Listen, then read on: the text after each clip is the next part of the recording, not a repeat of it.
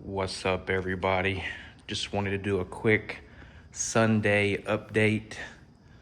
So I've been sick.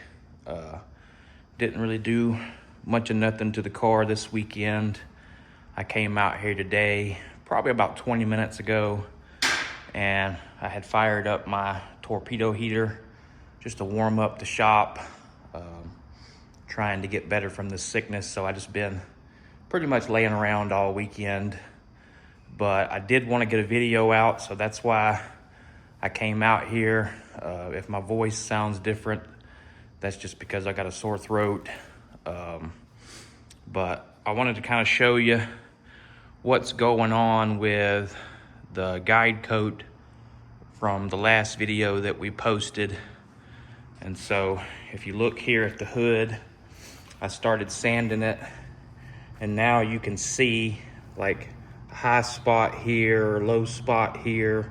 Orange peel, like I say, it just highlights everything so that you can keep sanding.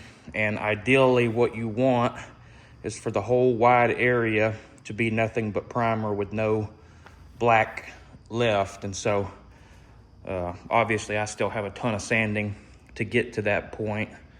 I don't think there's going to be any low spots that are going to be of too much of a concern.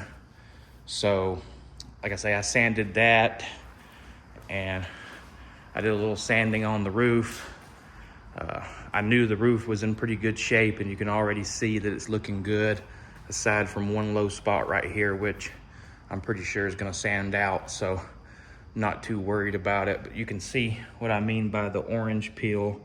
If you look there, those are craters that dust is just sitting in, and so you got to keep sanding until you get all that away.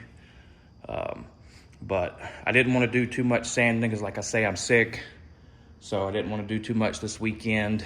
And the other issue that I was running into is what I was talking about in my previous video. This stuff really has to cure.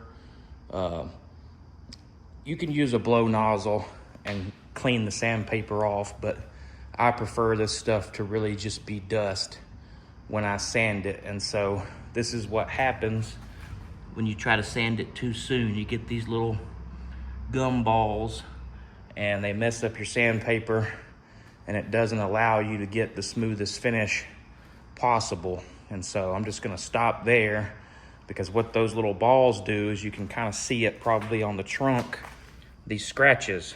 They'll put scratches in, and then you're just having to go back and sand even more to get rid of the scratches that you're creating, or you have to constantly clean your sandpaper. But if you let this thing sit and cure out long enough, you won't get those little gum balls.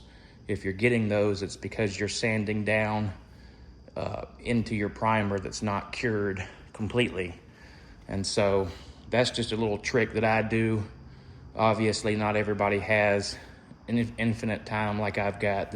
I'm in no rush to finish this car, so but that's the thing. If you had a heat booth, you could speed this process up, you know, or you could just deal with those and do it. But I'm just gonna let this thing keep curing out, and next weekend, if I'm feeling better, I'll come back out here and start blocking it again, and hopefully not have any of these little gum balls getting in the sandpaper, and we can hopefully get what's left of the bodywork finished.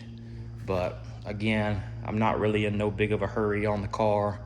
It's got cold outside now, so even if I was to finish the car, I probably wouldn't drive it that much. So we're in no rush, but I just wanted to do an update video just so you guys know what's going on and the reason why there's not a longer video this weekend. If you haven't been following the project, I suggest you check out the other videos so that you can see more about this car. If you have been following, I'm glad you're still here.